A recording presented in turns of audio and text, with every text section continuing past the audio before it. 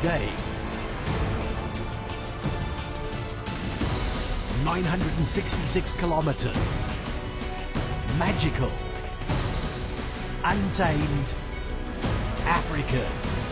This is the Absa Cape Epic. The 5th edition of the Absa Cape Epic begins in Knysna on the 28th of March and ends in Lourensford Wine Estate on the 5th of April. Now it's 9 days and promises to be bigger, better, grander and harder than ever before. 1,200 riders will cover 966 kilometers and climb 18,500 meters, crossing semi-desert, scaling high mountains, and finally arriving in the lush Cape winelands. Welcome to the 2008 Absa Cape Epic. Prologue. In 2008, riders have the honor of competing in the very first prologue in the Absa Cape Epic's history, a common feature in grand tours in road racing. The prologue on the Pazula private estate now makes an appearance in mountain biking. This showcase allows spectators to see teams race against the clock around a fast 17-kilometer circuit. The riders get a chance at a good seeding position in the start chute of Stage 1 in Knysna the next morning. Stage 1.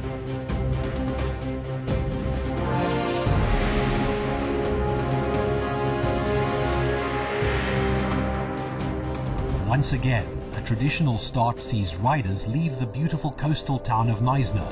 A fast prologue means a good position on the start line. The first long climb goes up Samola Pass, the first of many. Riders then turn left into the forest as they approach the highlight of the day, a rare trip through the protected area, Lourensford Reserve. Thanks to Cape Nature Conservation, riders are allowed to access this lush virgin forest for the first time ever. This route may be beautiful, but it's tough, with sharp climbs, slippery corners, and heart-in-the-stomach descents. Then they cross the Knysna River before the next challenge, Davil Satunda. It's the 7 passes, and by now, the riders will feel every one of them before reaching the Sarsveld campus of the Nelson Mandela Metropolitan University in George. Stage 2.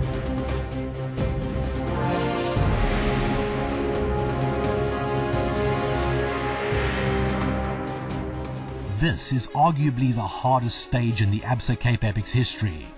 Through the hot Karoo and up the toughest climbs, riders who struggled the day before will dread Stage 2.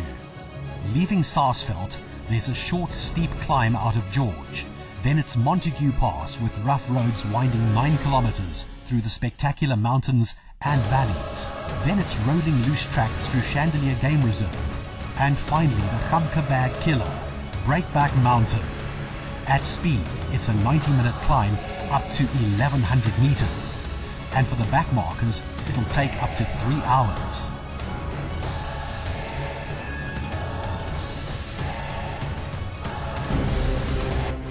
Stage 3.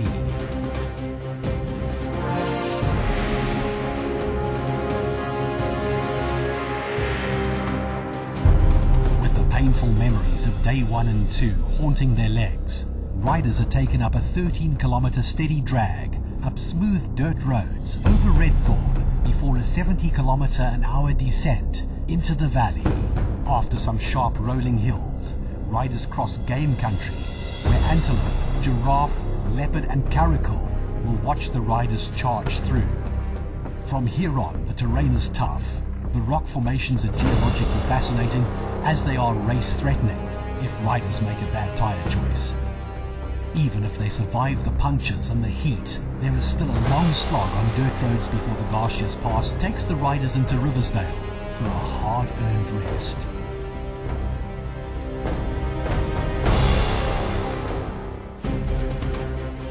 Stage 4.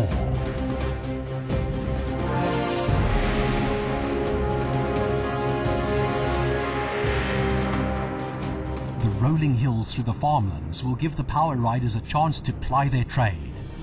Then come the big ones, Heartbreak 1 and Heartbreak 2. After 2 days in the Karoo, riders pass through dairy country before heading into Grootvadersbos and back into some lush forests again, a welcome shelter from the harsh sun. But there are more challenges to come, more climbing, technical descents and river crossings, passable only on a mountain bike, and sometimes not even then. A short tar section passes the historical mission village of Seerdorp, a town that is no stranger to the Absa Cape Epic. When the riders cross a weir, it's only 12 kilometers to home, but don't be fooled. Watch out for the very steep climbs.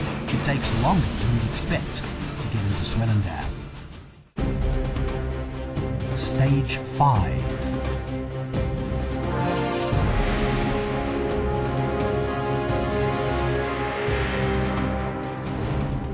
Just when it looks like an easy day on the smooth dirt roads, riders turn into the rough dual tracks of the De Hoop Nature Reserve, where rocks and deep sand kill their momentum and their legs.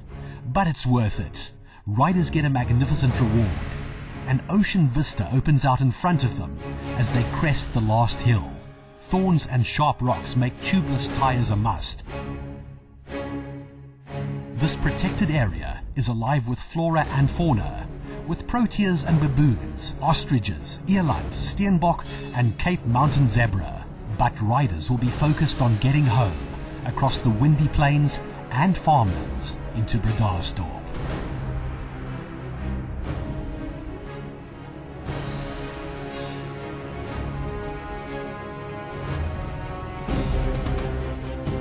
Stage 6.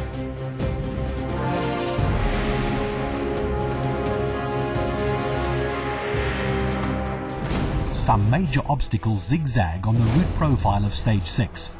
The first major climb is a steep and rough affair. Then, after some fast ups and downs, comes the big challenge of the day, Goat's Grave. It's a 14-kilometer ascent that is a challenge just to ride, let alone ride fast.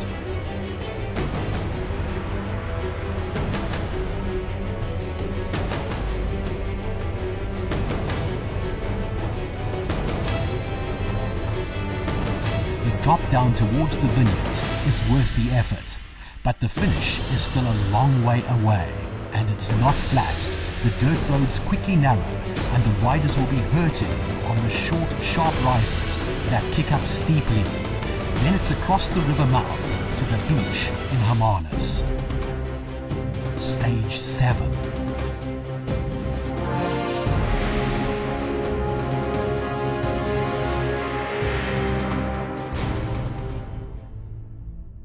Almost immediately, the steep tar rotary road climb kicks up into the clouds before a cold descent into wine country.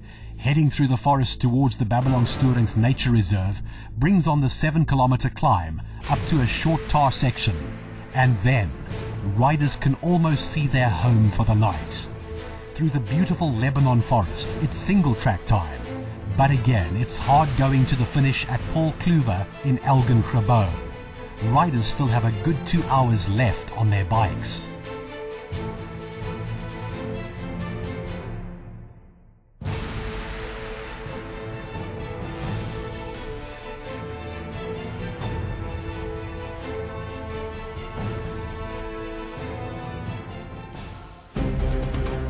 Stage 8.